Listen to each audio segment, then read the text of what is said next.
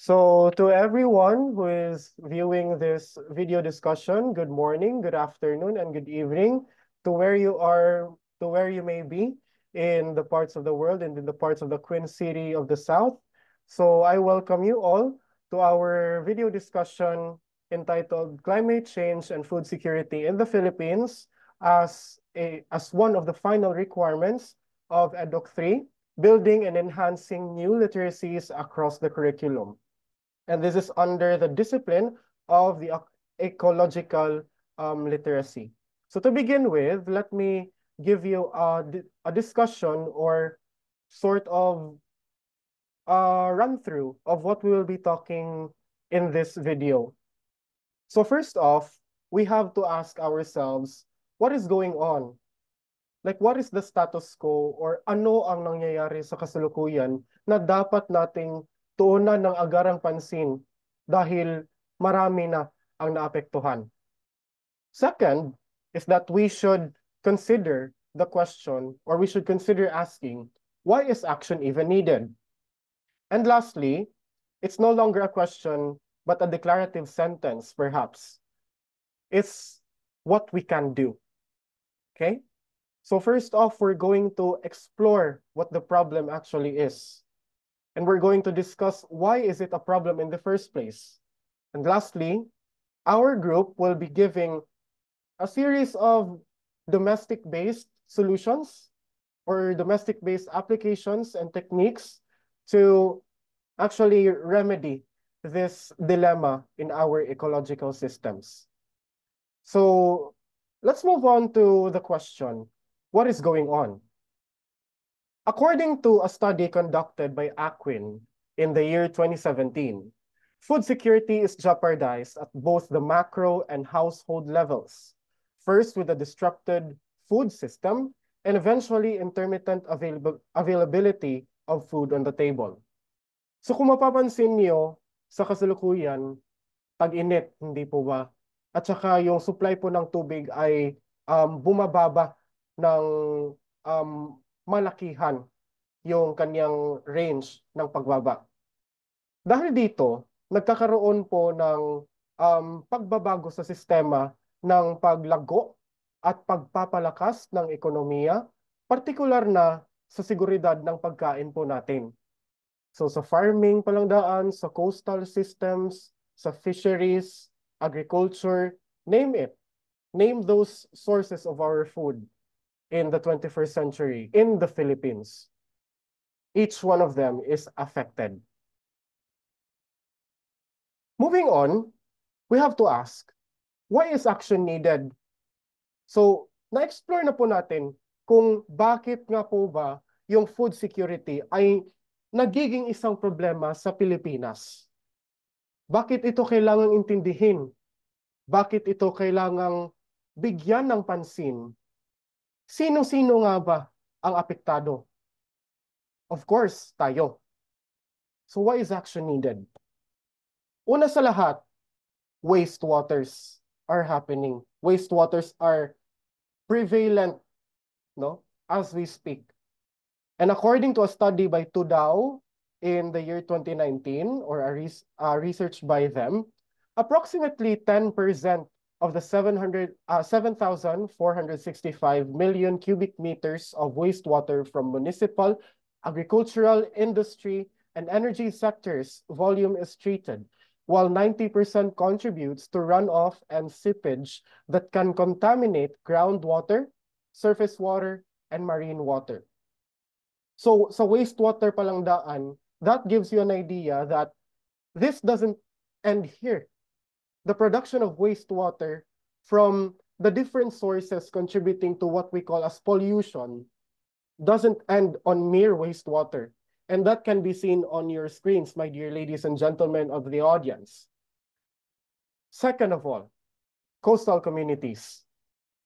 A study by the World Food Program, or the WFP, on the year 2021 suggests that coastal communities in Visayas and Mindanao dependent on fisheries and aquaculture are particularly vulnerable to rising sea levels, storm surges of aquatic resources on which communities' livelihoods depend. So, gikan pa lang sa wastewater, everyone, maka-affect na siya sa life on water. Specifically, on the communities living near coastal areas.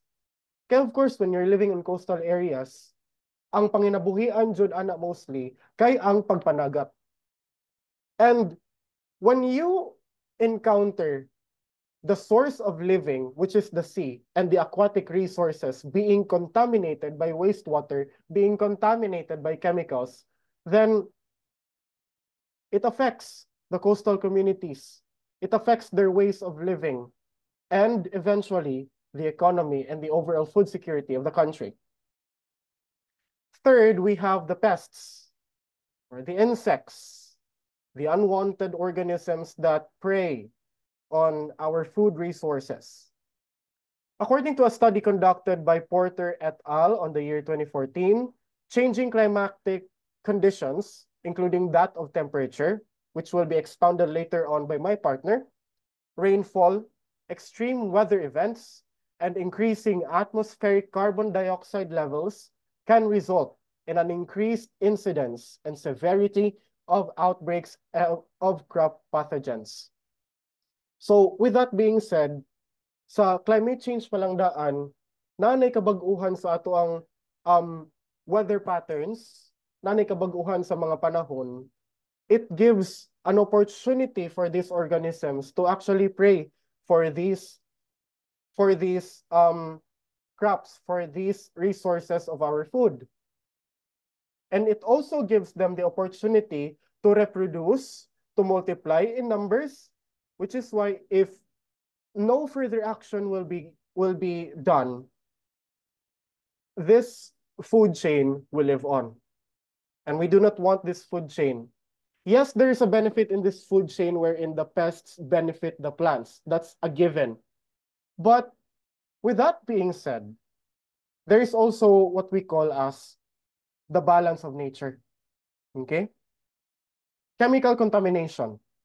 Studies in intensive agricultural areas in the Philippines found elevated levels of nitrates in groundwater, exposing farming communities that consume well water to both acute and long-term health effects and contaminate domestic water sources in urban and peri-urban areas such as Metro Cebu. And that's according to a study conducted by Bowman et al. In 2022, Galarpe 2012, Greer et al. 2005, and Tirado 2007. Now let's move on to inland rice production and temperature changes, which will be deepened by my partner, Mr. Sukib. Take it away. So thank you for that, Lee. Good evening to those people who are currently listening and to those who are going to listen to this recorded conversation or let me say discussion. So on this matter, we really have this kind of question in mind. Now, what can we do in order for us to be able to prevent the heat in destroying everything that we have? But sometimes people are very reticent, no? We don't usually say what we really want to say. It's because there are some considerations that we want to consider. Now, in this report, I'd like to go deeper for some points. Rice production. So, inland rice production areas in Mindanao may face issues in finding crops suitable to the changing weather patterns due to the high risk of drought. Meanwhile, Luzon can be affected by prolonged rainfall, such as provinces in urban zones like Isabela, Pasig, Pasil, Kalinga, Cagayan, and resulting in destructive flooding. So we have a lot of rice granary here in the Philippines. And to be exact, those places that I have just mentioned are really known for mass production of rice. But unfortunately, due to the rising events, just like what is going on right now, that the extreme heat is already devastating and it is really catastrophic to us. So, naglibog sila kung saon man na nila, no? So, they're trying to research to have a suitable crop nga able mo withstand sa ato ang climate. And why is that? it's because during this time, if ang usual crops nga itong gamiton is ang kanang ilang ginatanong, there's a tendency nga di na naman siya mutubo. Why? Because just like what I've said, dili siya ka-withstand sa extreme heat. And if you're going to produce it, if you're going to have a mass production of such, you're just gonna waste your money. And your money is just like dust in the wind. Mawara na siya kay imong crops dili man siya mulihok. So as of the moment, I have read a research. Unfortunately, I can't really remember who was the author of it, but it is from America that states nga some of the researchers right now there in their country are trying to find alternatives. So nanatay kaning GMOs or modified nga mga organisms nga able nga withstand sa kana nga mga problems. So next is temperature changes. Before I continue, I just like to ask if I am still audible ba on your end, Mr. Villacastin? Yes, you're audible.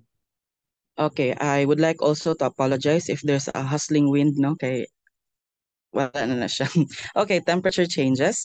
Pasture and livestock livelihoods are also at risk due to projected ambient temperature of 30 degrees Celsius or more by 2050, which could cause heat stress and other climate-related hazards to livestock in the provinces of Apayao, Abra, Kalinga, Mountain Province, Ifugao, Benguet, and Nueva Vizcaya.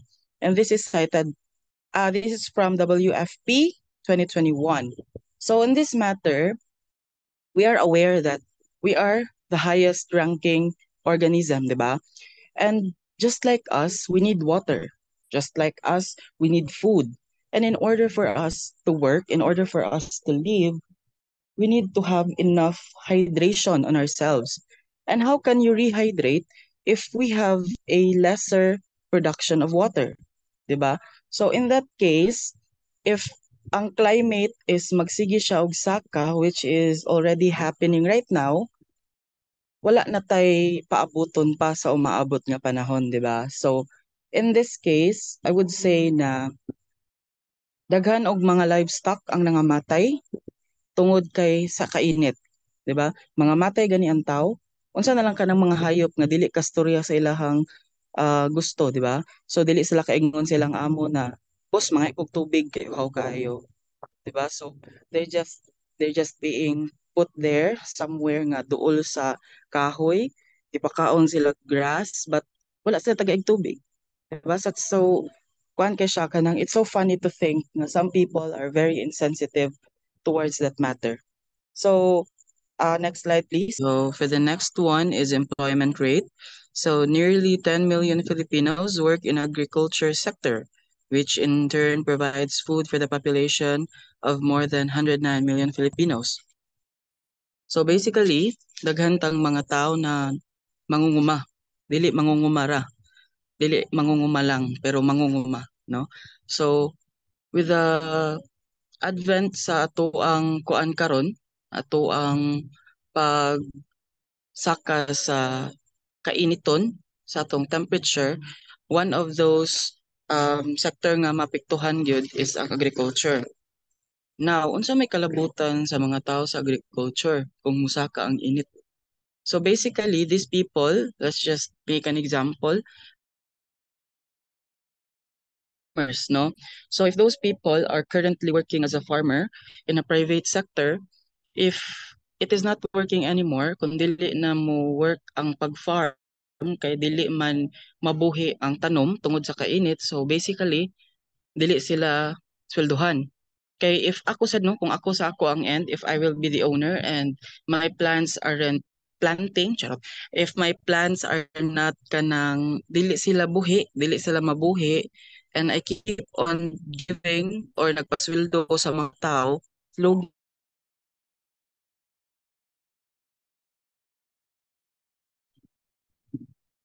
Hello, am I still audible, Lee?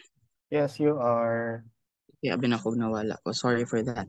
So, malugi no ang mga private sector ani if magsige sila pasweldo nga wala man sila kita. So basically walay trabaho ning mga farmer nato and at the end of the day wala sila mauli silang pamilya. So what will happen to them? They need to find another work and they need to find another job. Parihara work o job. And if dili pa sila kita dayon, so unsa man nilang ipakaon silang family.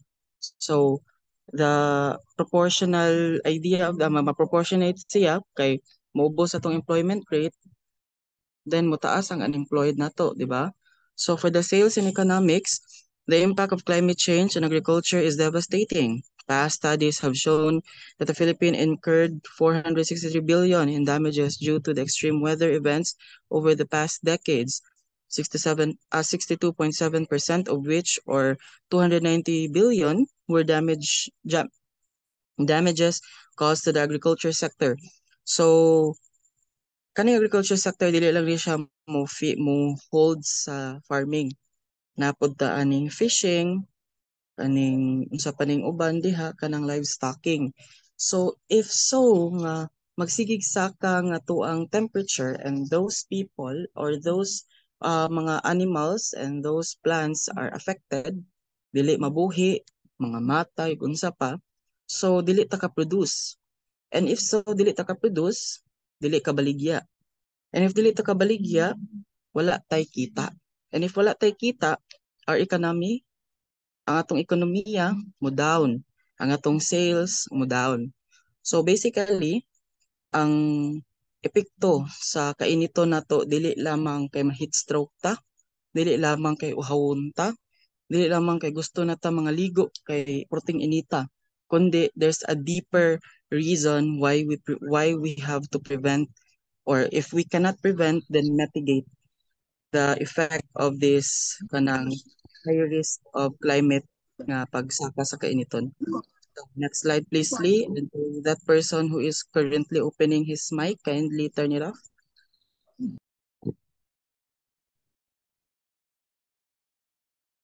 Okay, so I'll continue. So what can we do, or what we can do? Is there anything that we can really do? No, that's the question nga lisod to bagon. So first, invest in food storage system that can withstand extreme weather events.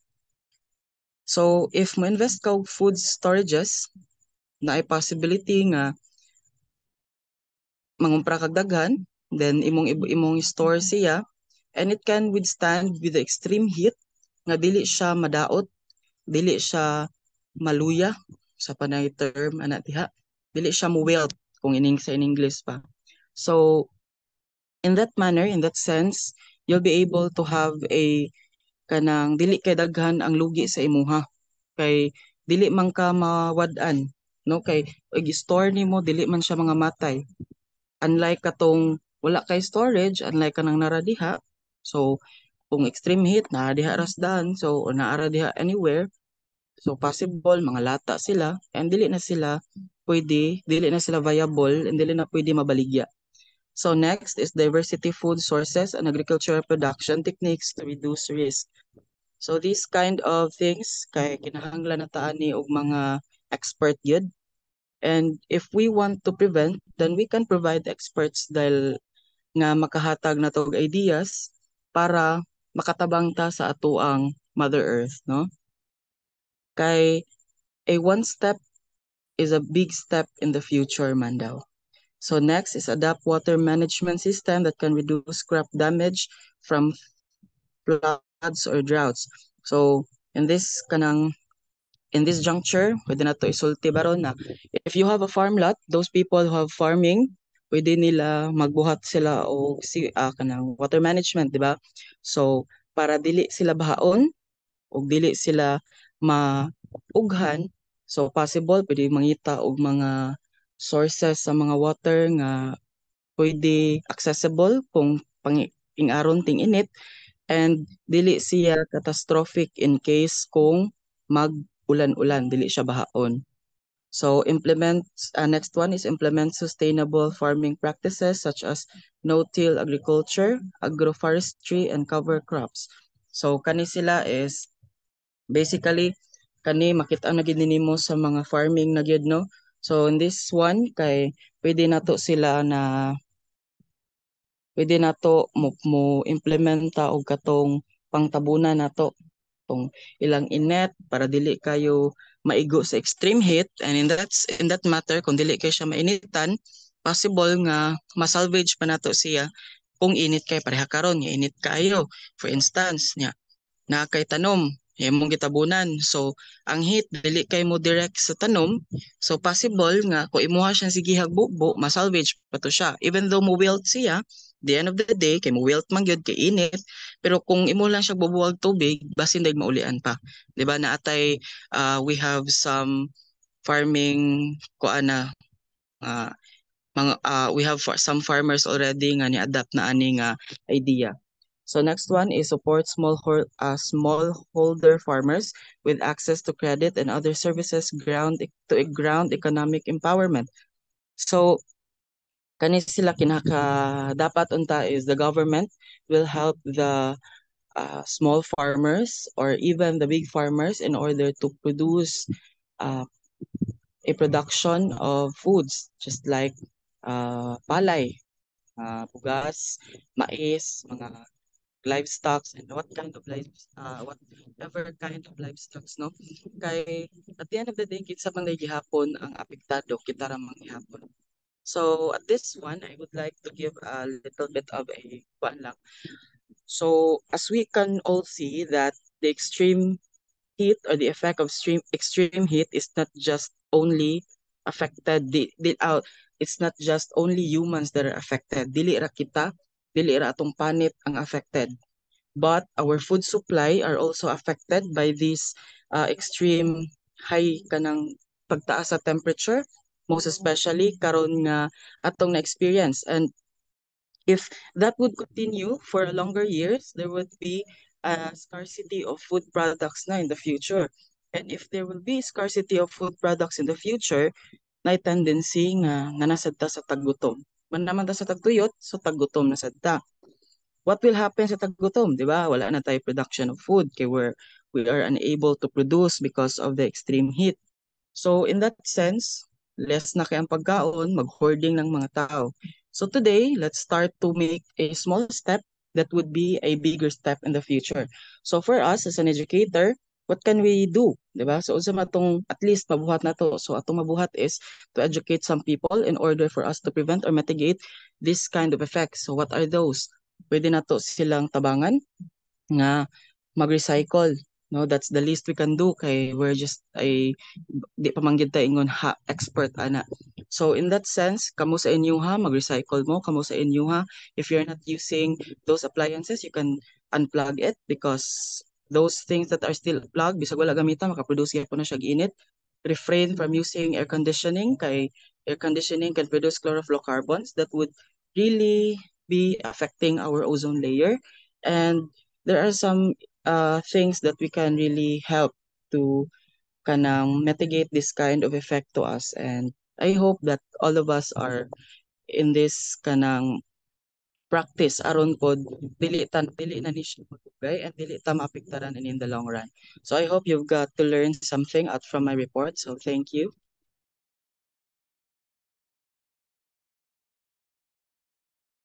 Thank you so much for that, Mr. Mark Neil. It was a really comprehensive report on the remaining reasons as to why we actually need to look at food security as um, a relevant topic to discuss in our society nowadays, and what we can actually do to um, lengthen or kanang mulungtad pa ang atong food security imbes nga kanang mabutcher na hinuon ang health sa mga tao ug ang health sa mga living organisms nga maka-benefit from these resources, kay makagahin na inuon sila og nutrition and much more opportunities to have a living in this from these resources.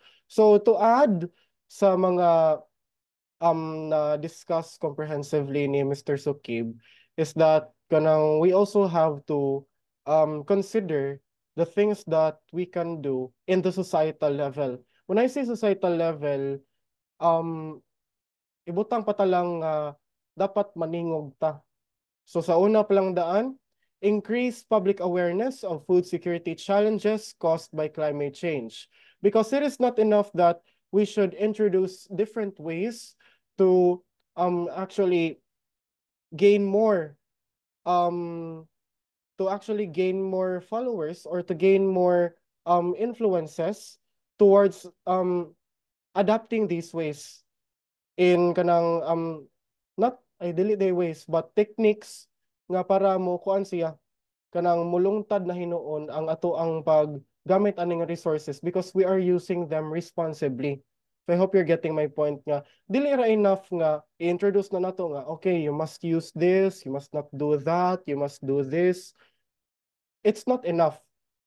Because once we introduce these concepts towards people, the tendency is, ang like psychologically ways lang, kung i-introduce na nato sa mga people, ura-urada lang, kay they will look at it as kanang, especially something novel or something new, kay mabigla jud na sila.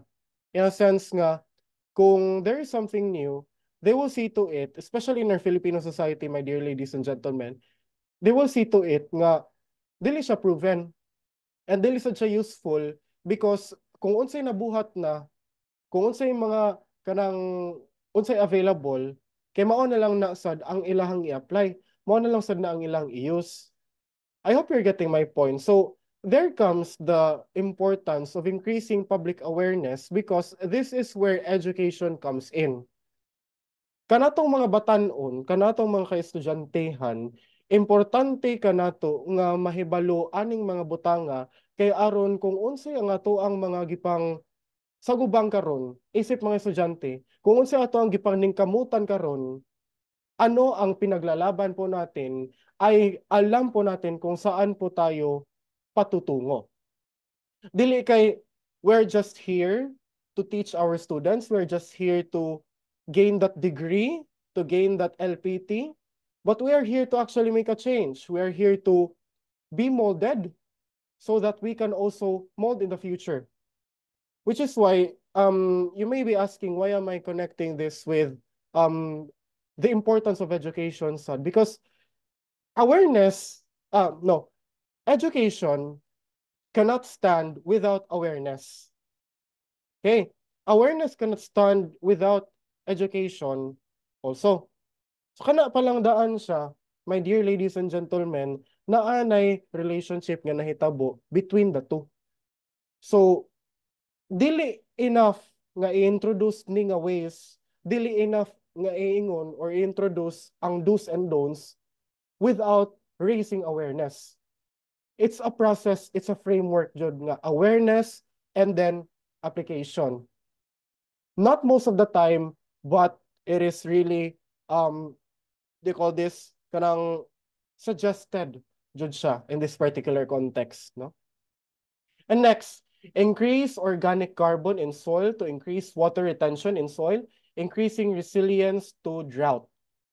So kung mapapansin po natin kanang ang mga lugar karon sa Cebu City, especially sa Buhisan Dam, if you may check the news on Facebook or in X, in Instagram, you may see nga ang surface sa Buhisan Dam nag-crack-crack na. And this is not just like any other crack, my dear ladies and gentlemen.